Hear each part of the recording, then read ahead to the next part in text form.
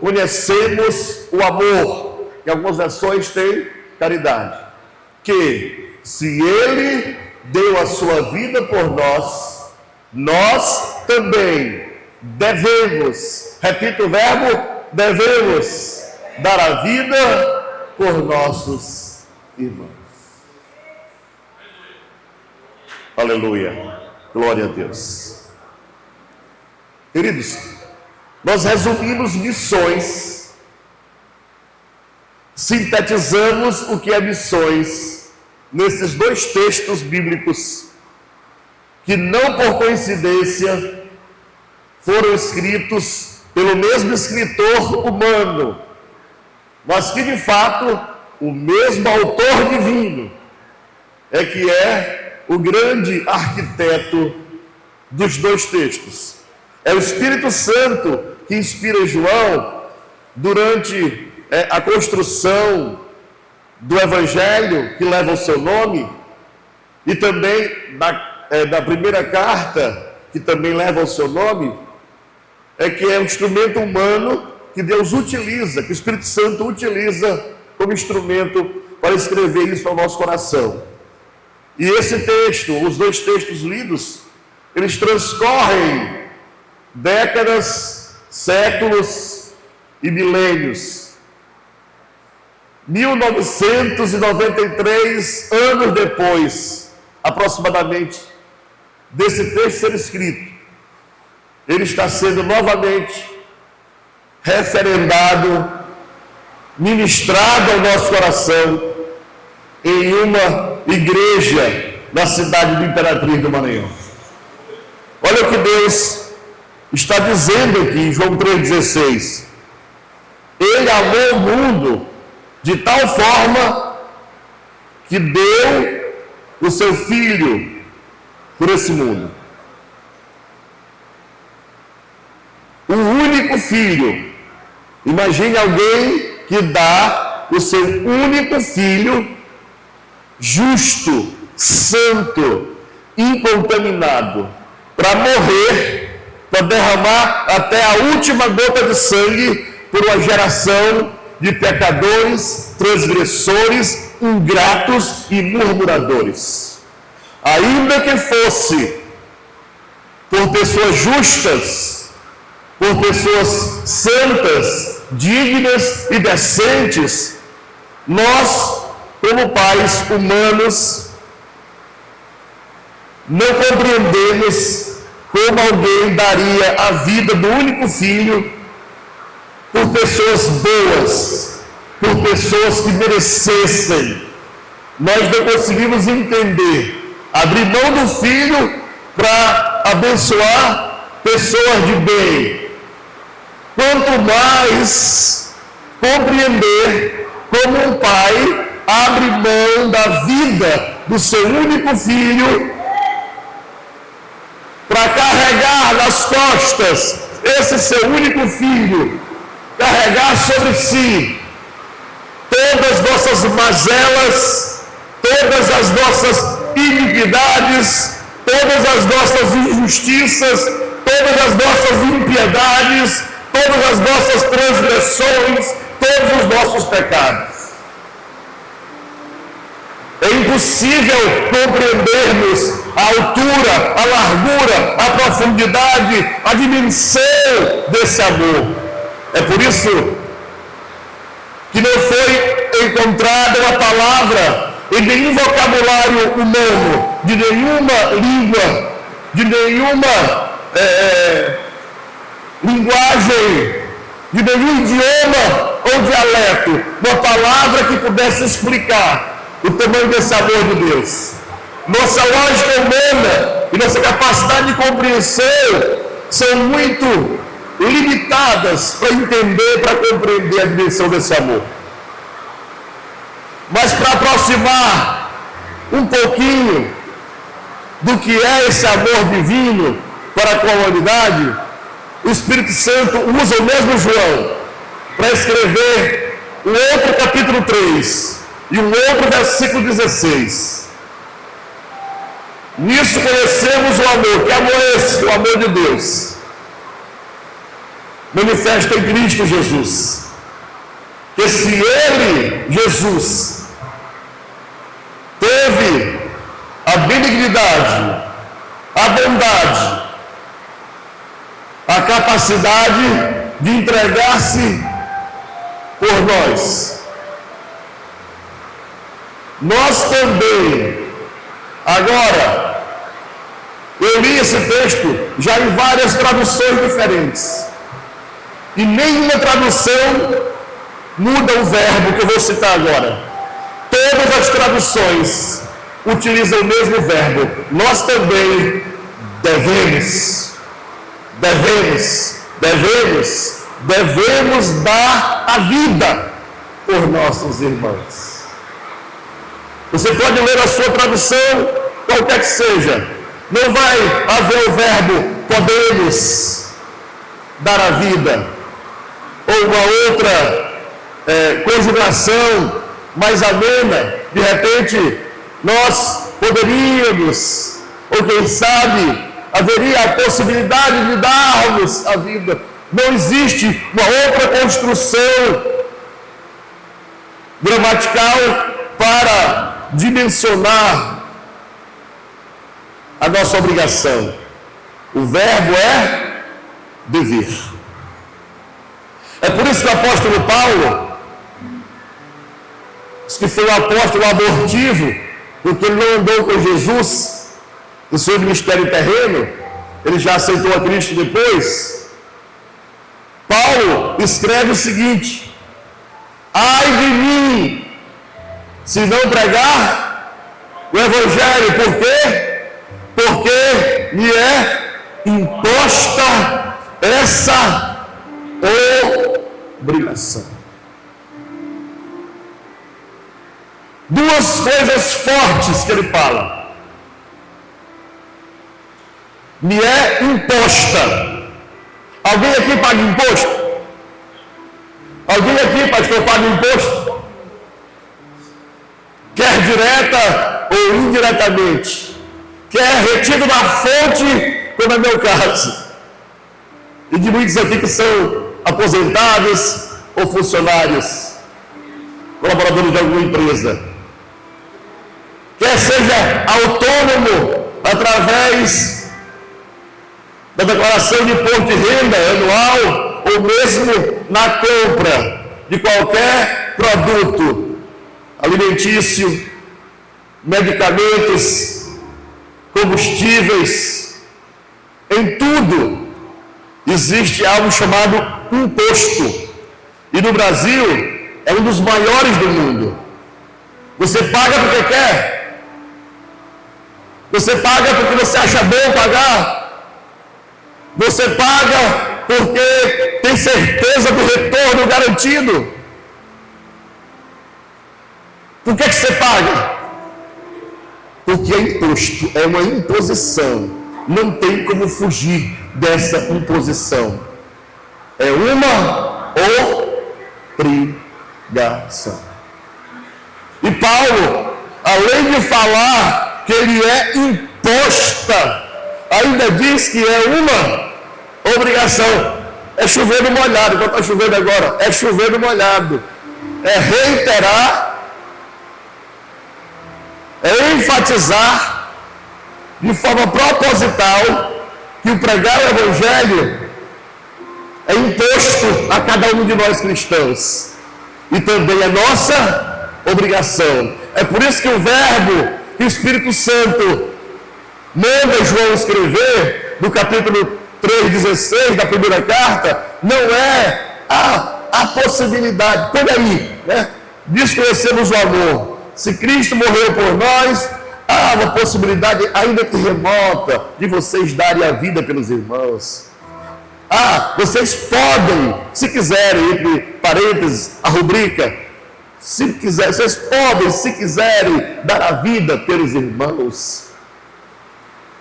O Espírito Santo diz assim, João escreve aí para os filhinhos, para os amados da fé, aquele que tem amor de Cristo no coração, aquele que foi alcançado pelo amor tal de João 3,16, agora, da primeira João 3,16, deve dar a vida pelos outros que ainda não foram alcançados.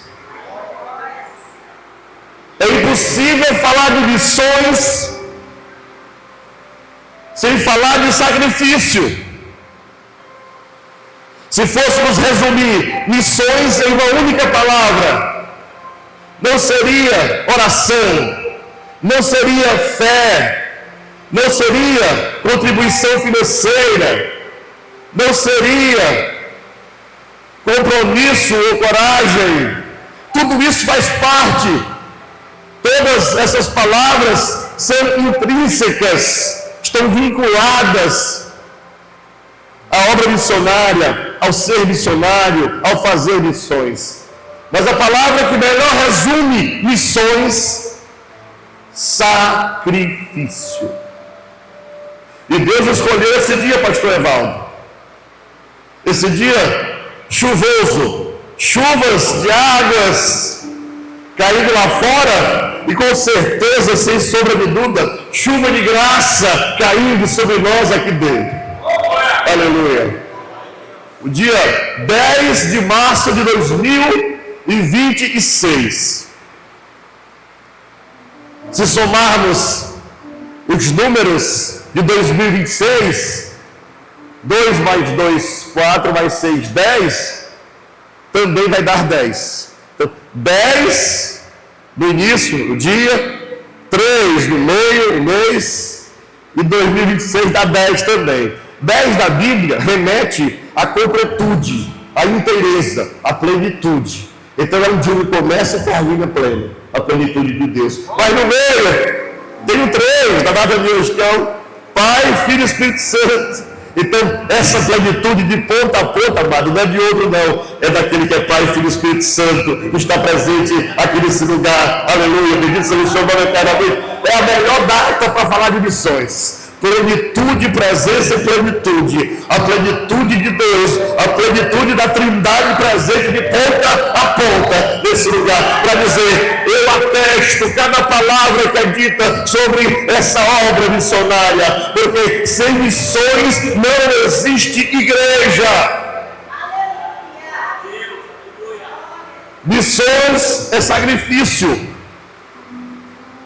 e sacrifício, todo sacrifício produz um benefício. Até rima na língua portuguesa: sacrifício e benefício. Todo benefício só é conquistado através de sacrifício. E todo sacrifício gera benefício. Não existe nenhum benefício sem sacrifício. Só que no caso da obra missionária, missões ontem, o sacrifício de Jesus. Missões hoje, eu não vou dizer o nosso, porque muita gente vai estar incluída no nosso sem colocar o eu. Missões hoje é o meu sacrifício. É o meu sacrifício. Existe diferença entre as palavras compromisso e comprometimento. É uma tênue diferença entre compromisso e comprometimento. Tem muitas pessoas que são servas de Deus, são até cristãos sinceros e têm até um compromisso com a obra de missões, com a obra de evangelização. Se comprometem até certo ponto. Compromisso, na verdade, é só a honradez de um programa previamente anunciado. Eu vou contribuir, por exemplo, todos os meses com valor X para missões. E todos os meses eu dou aquele valor. É um compromisso que eu assumi. Todos os meses eu dou aquele valor. Um valor que não vai comprometer nada no meu dia a dia, na minha maneira de viver, nas minhas diversões, no meu entretenimento. Eu tenho um compromisso mensal, mas que não atrapalha, que não prejudica em nada, porque esse compromisso é daquilo que possivelmente está sobrando, ou é muito leve para eu dedicar todo mês.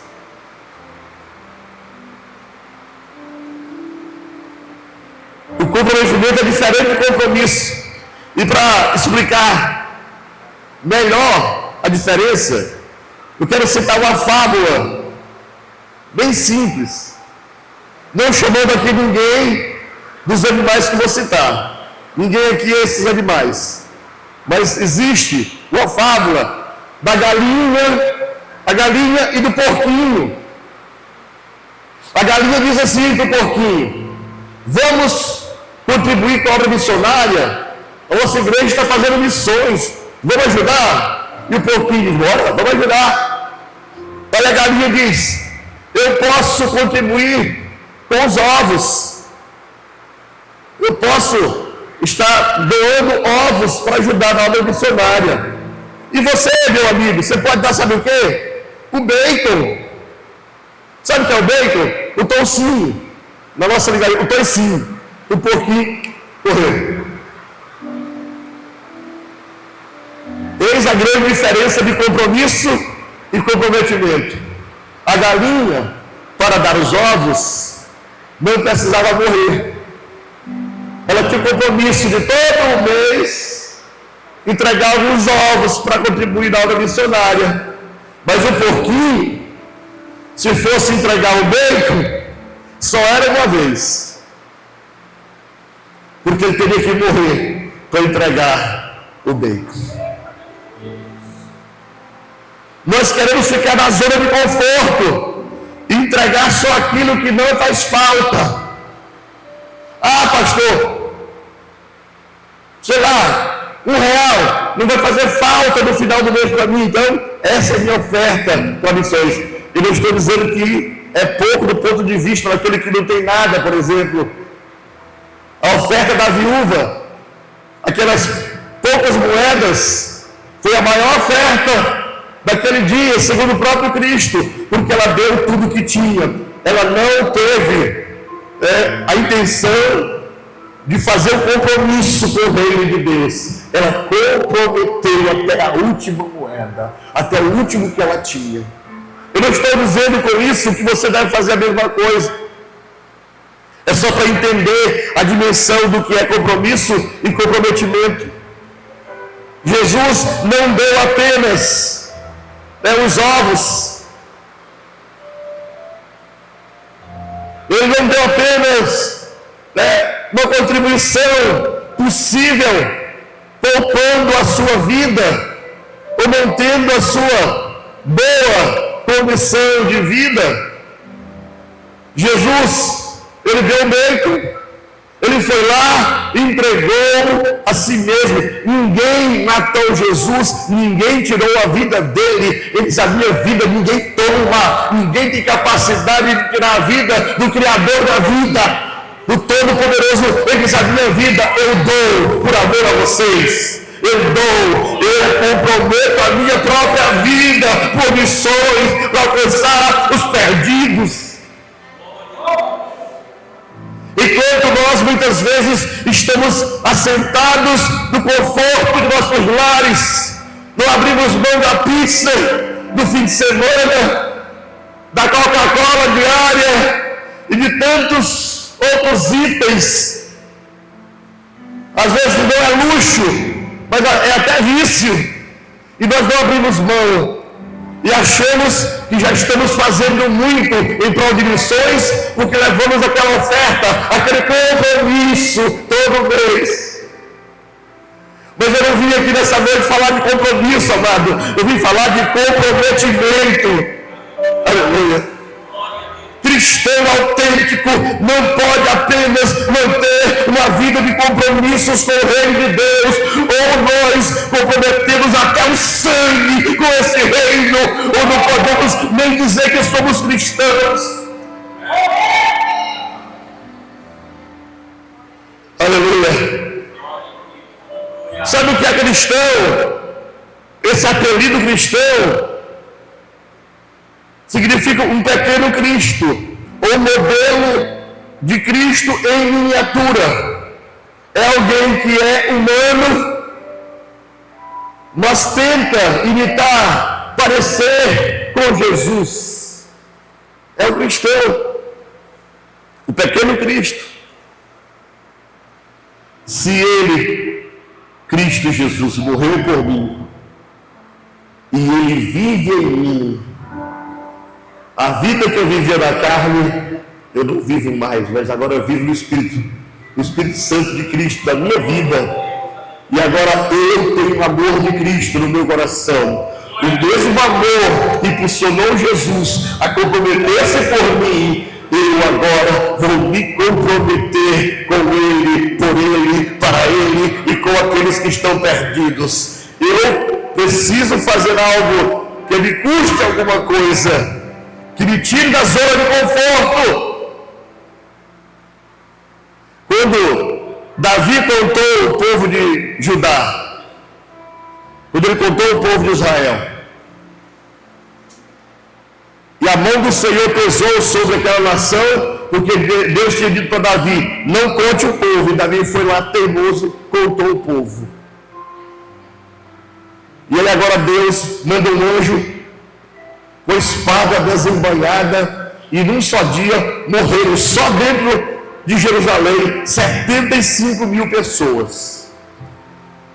E o anjo continuou lá com a espada desembainhada, e Davi olhou e teve aquela visão espiritual do anjo pronto para matar mais gente. E ele correu até um campo e chegou lá naquele campo, falou com o dono da propriedade, disse: olha, eu preciso oferecer um sacrifício para Deus aqui, para Deus perdoar o meu pecado e livrar o povo, porque vai matar toda a população de Jerusalém, vai continuar matando todo Judá, até chegar ao último de Israel.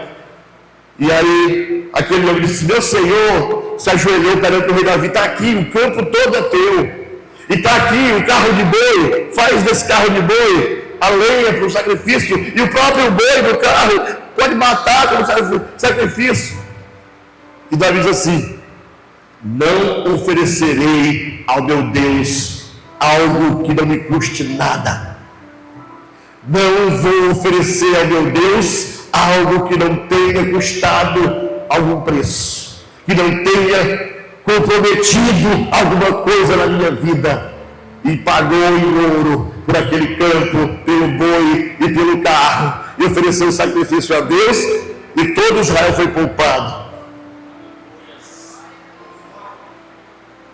Isso é missões, queridos.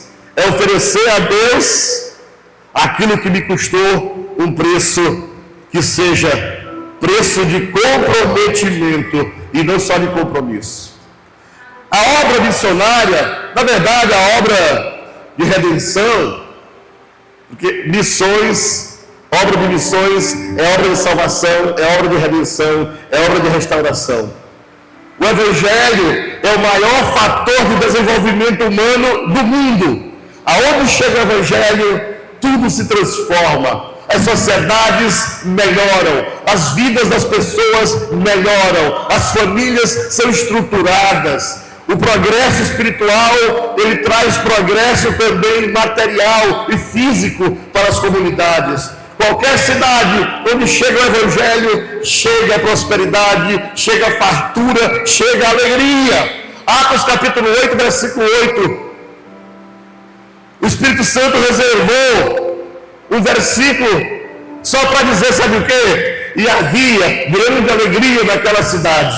Onde? Em Samaria. Porque começou com aquela mulher no poço, que correu por Samaria, contando as boas novas do Messias, de Jesus Cristo. E depois, quando Filipe foi para lá para evangelizar, fazendo milagres, prodígios, sinais, maravilhas, pregando o evangelho com poder e autoridade, as pessoas iam aceitando a Jesus, e muitas das quais já tinham aceitado pelo testemunho daquela mulher samaritana. E agora Filipe estava lá consolidando aquelas vidas preciosas para Jesus, e havia grande alegria, como nunca houve na história de Samaria. O evangelho chega, produz desenvolvimento. Muitos nossos missionários pelo mundo afora chegaram em comunidades que havia muitas tragédias, suicídios, muitos assassinatos, muita gente na bagaceira, como a gente fala aqui no Maranhão, muitas famílias totalmente desestruturadas, esposos traindo suas esposas, ou vice-versa, enfiados numa vida de pecados. E agora chega a luz do Evangelho, no meio das densas trevas, as pessoas aceitam Jesus. Aquele que mentia não vai mentir mais, o que traía não vai trair mais, o que roubava não vai roubar mais, o que se embriagava não vai embriagar-se mais, o dinheiro vai sobrar para comprar pão e alimento para a família. Aqueles vícios que outrora tiravam todo o sustento daquela família, agora aquele recurso vai ser investido dentro de casa para cuidar melhor da esposa, dos filhos, de si mesmo. E aí a prosperidade na vida material também, além da vida espiritual. Quem tem esse compromisso hoje, queridos? A história de missões, através do sacrifício, dos esforços, do comprometimento da igreja, começou lá em Atos dos Apóstolos. Mas Atos dos Apóstolos é o único livro da Bíblia que não tem ponto final, tem reticências. Significa, continua. A história continua, até você, até a mim, até cada um de nós hoje nesse lugar. Nesse 10 de março de 2026, a história continua até aqui. Quantos deram a própria vida por amor ao Evangelho, para alcançar inúmeras vidas para Jesus? Eu sempre digo uma coisa: Deus não faz nada errado. Deus não perdeu o controle da história. Até quando Estevão estava sendo morto ali, apedrejado, havia um projeto de Deus daquilo ali. Sabe quem foi a pessoa mais impactada, a pessoa mais tocada e a pessoa mais influenciada pela morte de Estevão? Paulo, o grande apóstolo dos gentios. Talvez Estevão não tivesse morrido com a aquiescência, com o consentimento do apóstolo Paulo, poderia ser que ele nem tivesse aceitado a Cristo como Salvador. Poderia ser que quando ele percebesse, visse a luz em Damasco, ele ia menear a cabeça e achar que aquilo não seria nada. Mas ele percebeu, ele viu um homem cheio do Espírito Santo e da autoridade, não temendo por sua própria vida, comprometendo-se com o Evangelho, comprometendo-se com a pregação do Evangelho de Cristo, sendo apedrejado até a morte, e não lastimou da sua sorte, nem lançou nenhuma maldição ou praga contra os seus apedrejadores. Antes pediu ao Pai que os perdoasse. Aquilo impactou a vida daquele religioso fariseu, porque ele jamais viu na religião tamanho sacrifício, tamanho comprometimento, tamanho amor.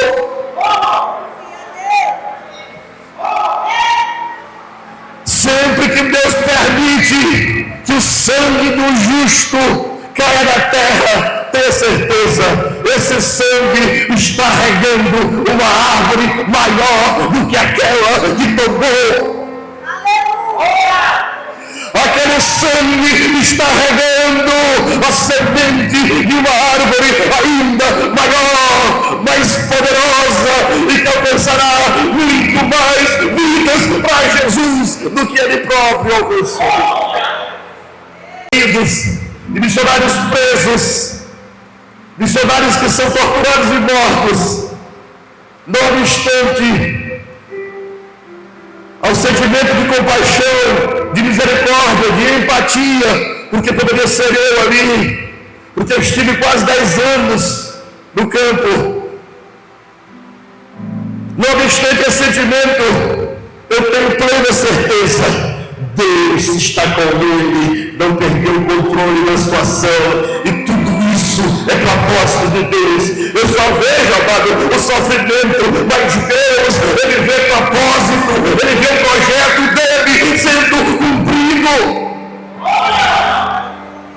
Aonde você vê dor, aonde você vê luta e sofrimento, Deus olha e vê propósito, propósito, propósito, é propósito. Tem algo no final, tem algo no final, tem algo maior, tem algo melhor no final. Aleluia.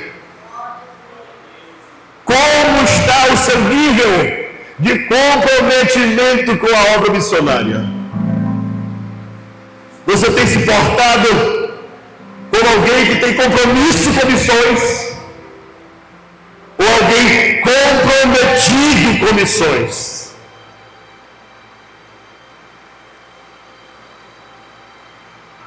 Aleluia. Eu recordo, quando eu estava no campo missionário, em um dos últimos campos que estivemos, com 2 filhos pequenos, muita dificuldade financeira, e teve um dia de manhã que eu ia levá-los para a escolinha pública lá da cidade, porque eu não tinha condição de pagar a escola particular. E de manhã olhei para minha esposa com meus 2 filhos pequenos, um de 3 e outro de 4 anos, revirei todos os bolsos, todas as camisas e calças e tudo que havia de possibilidade de guardar uma moeda dentro de casa. E não encontrei um centavo para comprar pão. Nunca tinha acontecido isso na nossa vida, de amanhecer o dia sem um centavo para comprar pão para os filhos. Por mim, que ia sair para trabalhar, por minha esposa, até que poderia me suportar bem o dia sem comer. Mas os meninos não entendiam. Quando eu saí lá fora, eu abri a porta de casa, uma tentativa, talvez, de falar com uma cidade desconhecida, não tinha parentes, não tinha aderentes, não tinha ninguém para pedir dinheiro emprestado. Quando eu abri a porta, do lado de fora tinha uma sacola de pão. Nunca descobri quem levou, mas eu tenho certeza que foi Deus que mandou entregar. Por muitas vezes passamos dificuldades e Deus sempre proveu. Deus nunca deixou desamparado aquele que se compromete com o seu reino. Aquele que está de fato comprometido em dar um bem, em dar o melhor para o Senhor. Eu digo para os amados, hoje trabalho já há algum tempo, pastor. O senhor falou aqui na Caixa Econômica, com um bom salário, com estrutura razoável. Tem aperto, tem dificuldade, tem, todo mundo tem. Mas em momento algum da minha trajetória, 33 anos servindo o Senhor, 31, quase 32 anos da obra de Deus, como missionário, como pastor, eu nunca tive medo de ir para nenhum lugar que Deus mandasse. e nunca faltou o pão de cada dia, a provisão do alimento, do mantimento, da roupa e do calçado para mim, para minha esposa e nossos filhos. Não é só agora que a gente consegue comprar. Deus sempre mandou, Deus sempre proveu.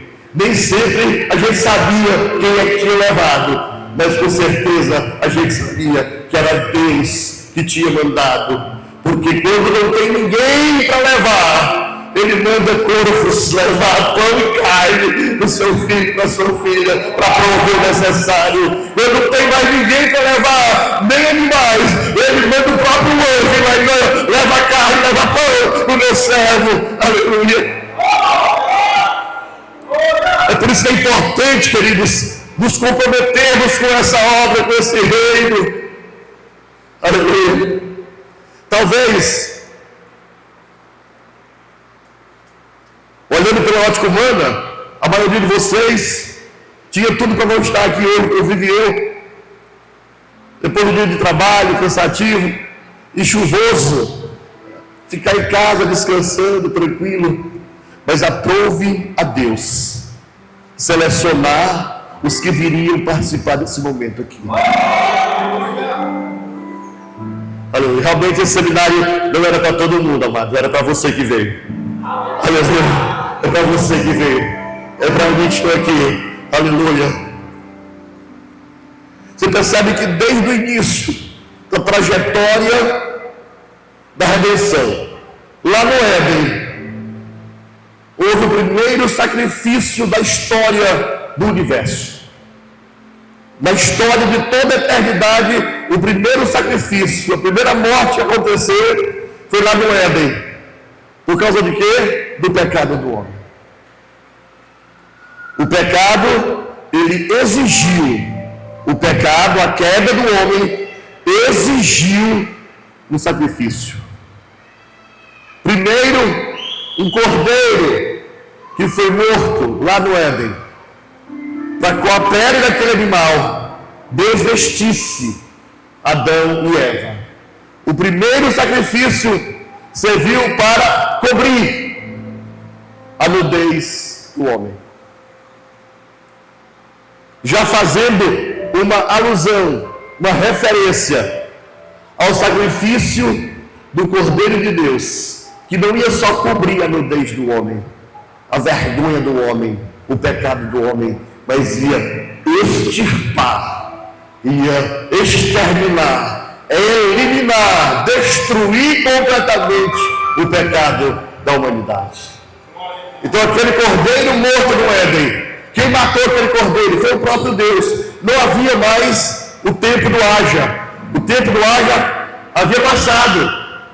Agora, como é que aparecem roupas feitas de pele de cordeiro para cobrir a nudez de Adão e de Eva? O sacrifício que Deus mesmo realizou para poder coser aquelas roupas. O próprio Deus se encarregou de preparar as roupas para Adão e Eva. Como se dissesse, olha, da mesma forma como esse cordeiro morreu por causa do pecado de vocês, para cobrir a nudez de vocês, eu vou enviar meu filho unigênito como cordeiro de Deus, para cobrir o pecado da humanidade, para vestir, como diz Isaías, vestiu-me com vestes de salvação, para vestir de salvação com o sangue de Jesus, o Cordeiro de Deus. Nós fomos vestidos de vestes de salvação. E quando Deus olha para mim, para você agora, não vê mais aquele pecador, aquela pecadora, Ele só vê o sangue de Cristo nos purificando de todo o pecado, de toda a culpa, de toda injustiça, de toda impureza, de toda imundície, e nos tornando justos e santos diante de Deus. Aleluia. E é essa a obrigação que temos agora, de levar esse sacrifício, essa redenção que recebemos, essa tão gloriosa salvação que temos, levar para os nossos irmãos, note que 1 João 3,16 diz: devemos dar a vida por nossos irmãos. A Bíblia não diz que o ímpio, o pecador lá fora, é nosso inimigo, é nosso adversário. Chama ele, sabe de quê? De irmão. Por que é essa palavra, irmão, refere-se àquele que está lá fora? Porque os que estão dentro, eu não devo mais morrer por ele, fazer nada, ele já está salvo, já está com a redenção garantida em Jesus. Agora, quem não está com a redenção e salvação garantidas, é aquele que está lá fora, no vício, no pecado, nas trevas. Eu me admiro muito, amados, pessoas que querem pregar só na igreja, cantar só na igreja, demonstrar capacidade, eloquência, sabedoria, ou tudo isso só na igreja, brilhar só na igreja. Aqui, dentro do templo, todos brilham, todos têm a luz de Cristo. A luz não destaca onde já tem luz. Se você pegar uma lanterna e apontar para o sol, vou achar que você é a pessoa que falta algum parafuso na cabeça. Ficou doido, apontando a lanterna acesa para o sol. Porque a luz do sol, ela é muito superior à da lanterna. Mas se você está numa mata escura durante a noite, aquela luzinha ínfima de um vagalume é um grande facho de luz. É um grande facho de luz que clareia ao redor. E você consegue ser guiado por aquele vagalume, com aquele ponto tão ínfimo, tão pequeno de luz. Mas por que aquela luz é tão brilhante? Por que aquela luz tão pequena é tão forte ali? Porque quanto mais densas as trevas, quanto mais profundas são as trevas, maior é a glória da luz que ilumina na densa escuridão. Quanto maior sejam as trevas, mais densa, Senhor, qualquer fagulha, qualquer lampejo de luz é um grande farol, é uma grande luz, é um grande luzeiro para conduzir quem está nas trevas. Sabe qual é a deixa de Deus? Igreja, luz do mundo, brilhe no meio das densas trevas, porque até o menor de vocês, aleluia, vai produzir um gigantesco facho de luz no meio das trevas do seu mundo. Até o menor dentre vocês vai produzir uma grande luz lá no meio das trevas e vai atrair as multidões para essa luz. Muitos vão se guiar da escuridão através da tua luz, que é a luz de Cristo refletida na tua vida, brilhando em você, através de você. Aleluia, bendito seja o nome do Senhor. Isso é missões, amado, é refletir nas trevas a glória, o resplendor da luz de Cristo Jesus. Isso é fazer missões, é sair da nossa zona de conforto, é sair do nosso compromisso, que de certa forma é bom, e adentrarmos as densas trevas e pegando a nossa história, a nossa vida, o nosso comprometimento para alcançar os outros para Cristo. Aleluia.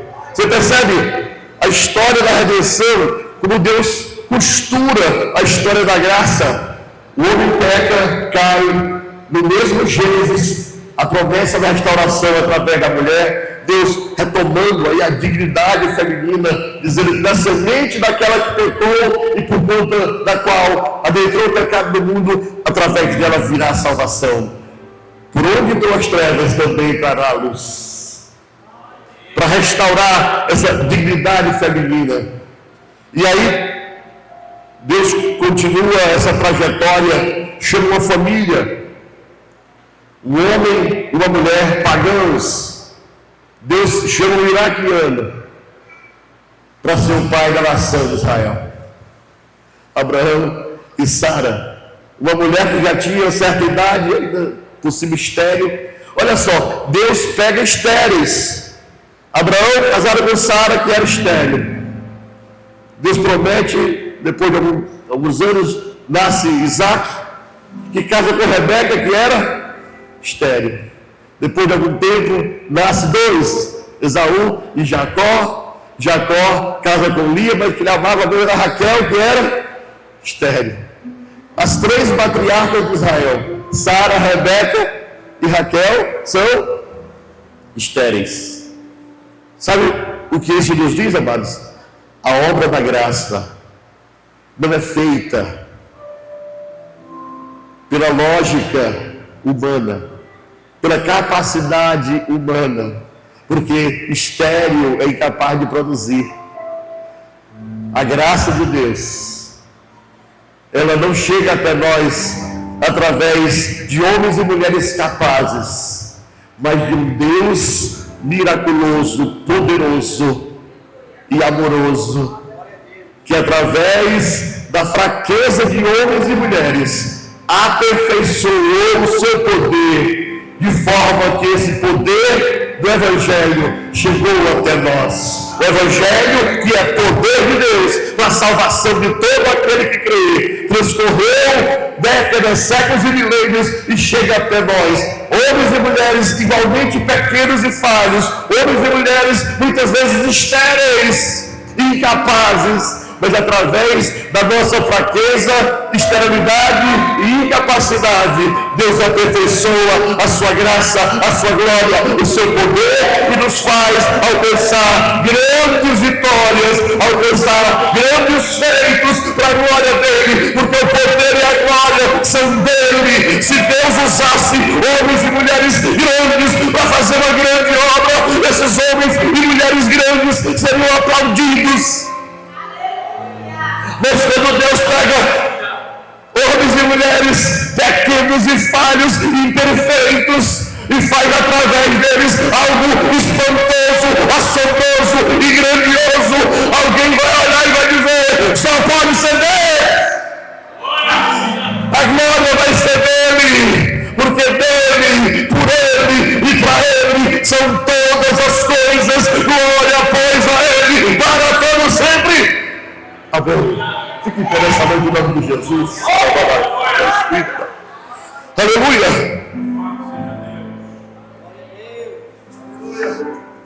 Aleluia. Aleluia. Tem alguém que é pequeno e fraco aqui hoje, além de mim? Glória a Deus. Aleluia. É você. É você. É você. É você com quem Deus conta para encher de poder de glória, para encher de poder de glória, para encher de poder de glória, para transbordar, fazer transbordar a glória dele na minha e na sua vida. Aleluia. Para fazer transbordar a glória dele na minha e na sua vida. Amado, vaso cheio é bom, vaso cheio é maravilhoso, porque está cheio. Mas Deus não quer só o vaso cheio. Vaso cheio tem compromisso. Vaso cheio honra o compromisso missionário. Mas Deus não quer só o vaso cheio e não quer só que a gente honre compromisso, não. Deus quer vasos transbordantes. Porque o vaso cheio, daqui a pouco, aquilo que encheu pode toldar, engrossar, criar até veneno. porque vai ficar parado ali.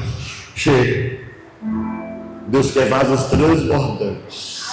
E quando o vaso transborda, aquilo que está dentro aparece do lado de fora. Aquilo que está dentro reveste o que está do lado de fora. E todos que estão ao redor serão abençoados, agraciados com aquilo que o vaso de Deus está transbordando. Essa noite é noite de transbordar. Quem está cheio pode até ter compromisso com a obra de Deus, mas quem transborda se compromete com o reino do céu. Quem transborda, aleluia, ele dá um jeito, ele se compromete a sua vida, aleluia, seus pensamentos, seus sentimentos, seus propósitos, tudo é voltado para glorificar o nome do Senhor, aleluia, bendito seja Deus. Há uma chama que arde, que queima no coração do vaso que transborda. E o detalhe do fogo, ao contrário da água que sempre desce, o fogo sempre sobe. O fogo, até quando ele queima para baixo, a chama não vai para baixo, a chama sempre é para cima, sempre em direção ao céu. Que nosso coração nessa noite arda, queime por amor à obra de Deus, por amor a missões, sempre apontando para o céu, sempre buscando as coisas de cima. Onde Cristo está sentado à destra de Deus, pensando nas coisas de cima. Você, meu irmão, veio esta noite para ser chacoalhado pelo Espírito Santo e dizer parabéns, porque até hoje você teve compromisso com essa obra. Ele acabou. A partir de hoje eu quero o teu comprometimento com esse reino. Eu quero você comprometido com esse reino. Vá até as trevas e brilhe, ilumine, levanta e resplandece, porque a tua luz já veio e resplandece sobre ti.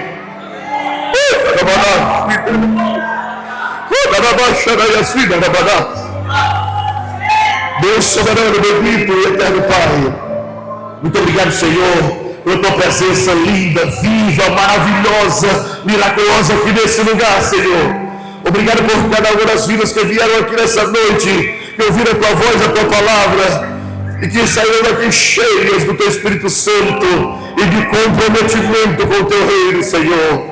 Continua abençoando o pastor Evaldo, a sua casa, a sua família, toda a liderança de missões dessa igreja, Senhor, todos os pastores, todas as esposas de pastores, todo o corpo de obreiros da sede, congregações e toda a igreja, Pai Celeste, aqui representada pelos irmãos que vieram, essa igreja se levante com poder e autoridade, levando a tua luz, a tua glória aos mais longínquos rincões desta cidade, deste estado, desse país e do mundo, Senhor, anunciando que só Cristo salva, só Cristo conduz ao céu, anunciando o Evangelho e transformando a realidade de inúmeras famílias e comunidades, ó Pai, aqui, ali, acolá e além.